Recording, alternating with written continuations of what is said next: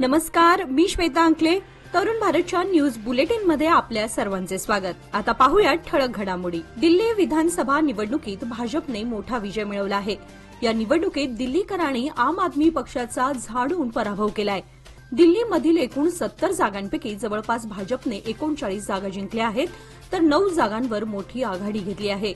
दुसरीकडे आपने 17 जागा जिंकल्या आहेत, तर आता आप 5 जागांवर आघाडीवर आहे. निवडणूक आयोगाच्या अधिकृत वेबसाईटनुसार भाजपने आतापर्यंत 39 जागा जिंकल्या आहेत, त्यामुळे दिल्लीत भाजपची सत्ता निश्चित झाली आहे.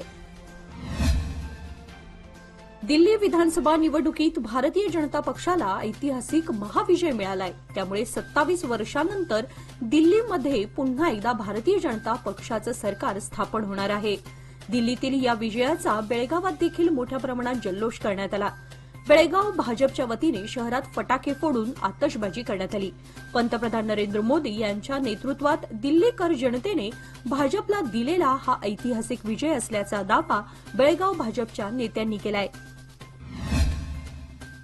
सीमा प्रश्नाच्या लढ्यामध्ये शिवसेनेनं दिलेलं योगदान हे कधीही न विसरण्यासारखं असून सीमा प्रश्नाच्या सोडवणुकीसाठी स्वतःचे बलिदान दिलेल्या शिवसेनेच्या 67 हुतात्म्यांना आज शनिवारी बेळगाव जिल्हा शिवसेनेतर्फे अभिवादन करण्यात आले. शहरातील रामलिंग खिंड गल्ली येथील सम्राट अशोक चौक येथे आयोजित सदर अभिवादन कार्यक्रमाप्रसंगी बेळगाव जिल्हा शिवसेनेचे जिल्हाप्रमुख प्रकाश शिरोडकर, शिवसेना उद्धव ठाकरे गट कोल्हापूर जिल्हा प्रमुख विजय देवणे, समिती नेते शुभम शेळके, नेताजी जाधव, आर.एम. चौगुले, अमर येळ्ळूरकर, धनंजय पाटील, खानापूर समितीचे नेते आबासाहेब दळवी आणि इतर कार्यकर्त्यांनी हुतात्मा स्मारकाचे पूजन करून त्यांना पुष्पहार अर्पण केले. यावेळी उपस्थितांनी 2 मिनिटे मौन पाळून शिवसेनेच्या 67 हुतात्म्यांना श्रद्धांजली अर्पण करून अभिवादन केले. या आंदोलनामध्ये शिवसेनेचे 67 शिवसैनिक हुतात्मे झाले. या हुतात्म्यांना दरवर्षी 8 फेब्रुवारी रोजी बेळगावमध्ये अभिवादन करण्यात येते. युवा काँग्रेस नेते राहुल जारकीहोळी यांची कर्नाटक राज्य युवा काँग्रेसच्या मुख्य सचिवपदी म्हणून निवड झाली आहे. त्याबद्दल त्यांच्यावर अभिनंदनाचा वर्षाव होत आहे. कार्यकाळ संपल्याने राज्य युवा काँग्रेसच्या विविध पदासाठी राज्यभरात ऑनलाईनद्वारे मतदान घेण्यात आले होते.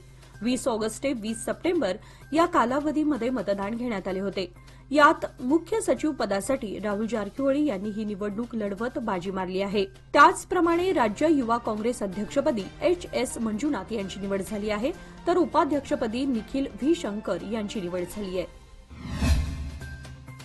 श्री अष्टविनायक गणपती उत्सव मंडळ, येळ्ळूर रोड, वडगाव, बेळगाव येथील श्री सार्वजनिक गणेश उत्सव मंडळाच्या वतीने श्रींच्या मूर्तीचे पाद्य आणि पाठपूजनाचा भव्य सोहळा शुक्रवार दिनांक 7 फेब्रुवारी रोजी सायंकाळी मोठ्या प्रमाणात आयोजित करण्यात आला होता. पुरोहितांच्या हस्ते मंत्रोच्चाराने यंदाच्या गणेश मूर्तीचे पाद्य आणि पाठ यांचे विधिवत पूजन करण्यात आले. दरम्यान मूर्तिकार विनायक मनोहर पाटील यांचाही या प्रसंगी मंडळाच्या पदाधिकाऱ्यांच्या हस्ते सत्कार करण्यात आला. पूजनावेळी आकाशात आकर्षक आतिषबाजी करण्यात आल्यानं वातावरण आनंदमय बनलं होतं. या मंडळाचे यंदाचे हे 30वे वर्ष असून सालाबादप्रमाणे यंदाचा गणेशोत्सवही भव्य प्रमाणात साजरा करण्यात येणार असल्याचे गणेश उत्सव मंडळाचे अध्यक्ष अप्पाजी उर्फ बाळू गोरल यांनी सांगितले. दरम्यान या पाद्य पूजनाप्रसंगी मंडळाच्या वतीने अनंत देसुरकर, प्रदीप दरवळकर, शुभम नावगेकर, दर्शन पाटील यांच्यासह गल्लीतील बहुसंख्य नागरिक, महिला वर्ग आणि लहान मुले आदींची उपस्थिती लाभली होती.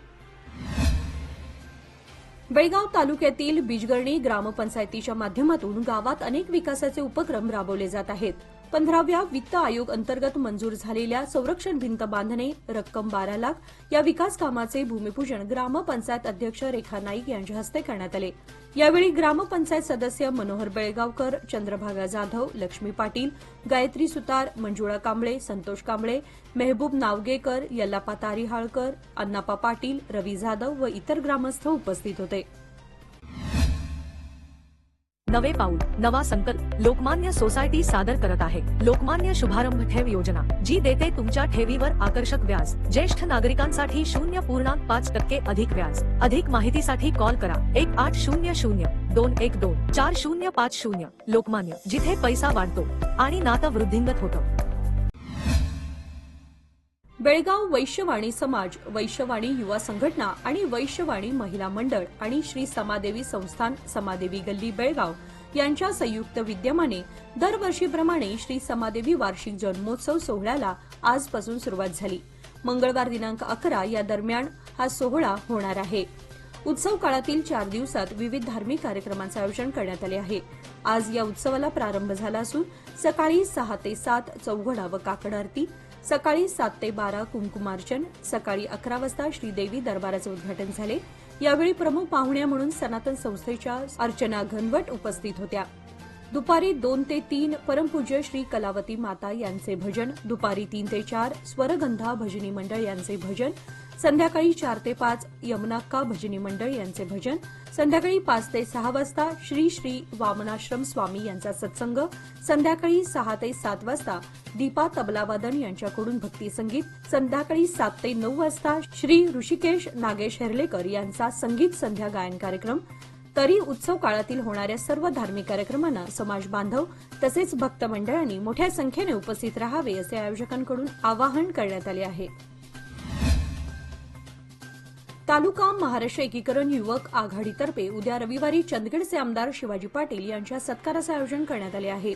हिंडलगा येथील हुतात्मा स्मारक येथे दुपारी 3 वाजता हा कार्यक्रम होणार आहे। यावेळी शहर आणि तालुक्यातील कार्यकर्त्यांनी मोठ्या संख्येने उपस्थित राहणार आहेत, अशी माहिती युवा आघाडी अध्यक्ष राजू किनीयेकर यांनी दिली। चंदगडचे आमदार पाटील यांनी मराठी भाषिकांवरील अन्याय दूर व्हावा यासाठी सातत्याने प्रयत्न करणार असल्याची माहिती दिली होती। तसेच शपथ घेताना सीमा प्रश्नाचाही उल्लेख केला होता। त्याबद्दल त्यांचा सत्कार करून पुढील काळातही त्यांनी मराठी भाषिकांच्या व्यथा विधानसभेत सातत्याने मांडाव्यात यासाठी सत्कार करण्यात येणार असल्याची माहिती देण्यात आली। विश्व भारत सेवा समिती संचलित आदर्श मराठी विद्या मंदिर आळवण गल्ली शहापूर बेळगाव येथे प्राथमिक शाळेचा वार्षिक उत्सव शुक्रवार दिनांक 7 फेब्रुवारी रोजी मोठ्या उत्साहात संपन्न झाला। कार्यक्रमाच्या अध्यक्षस्थानी विजयराव नंदिहळ्ळी, प्रमुख पाहुणे न्यू आनंद स्वीट मार्टचे संचालक महेश सुभे, उद्योजक सातेरी चौगुले, माजी विद्यार्थिनी प्रियंका जाधव, तरुण भारत डिजिटल मीडियाचे कर्मचारी अमित कोळेकर, बेळगुंदी हायस्कूलचे मुख्याध्यापक MY पाटील, शहापूर विभागाचे CRP संतोष खेमजी, रवींद्र शिंगारे, पंडित नेहरू हायस्कूलच्या ज्येष्ठ शिक्षिका सुषमा पाटील आदी उपस्थित होते। शाळेचे मुख्याध्यापक विठ्ठल पाटील यांनी प्रास्ताविक व पाहुण्यांचा परिचय करून स्वागत केले। शैक्षणिक वार्षिक अहवालाचे वाचन माया लोहार यांनी केले। विविध स्पर्धातील विजयी स्पर्धकांना पाहुण्यांच्या हस्ते स्मृतिचिन्ह व प्रमाणपत्र देऊन गौरवण्यात आले। आदर्श विद्यार्थी ऋतुराज माळवी, आदर्श विद्यार्थिनी त्रिवेणी पाटील, क्रीडा स्पर्धेतील वैयक्तिक विजेतेपद कीर्ती पाटील, अथर्व निकम यांना प्रशस्तीपत्र देऊन सन्मानित करण्यात आले। मातृभाषेतून शिक्षण हे प्रगतीचे लक्षण असे उद्गार कार्यक्रमाचे प्रमुख वक्ते शिक्षक तानाजी पाटील यांनी उपस्थित विद्यार्थी व पालकांना पटवून दिले।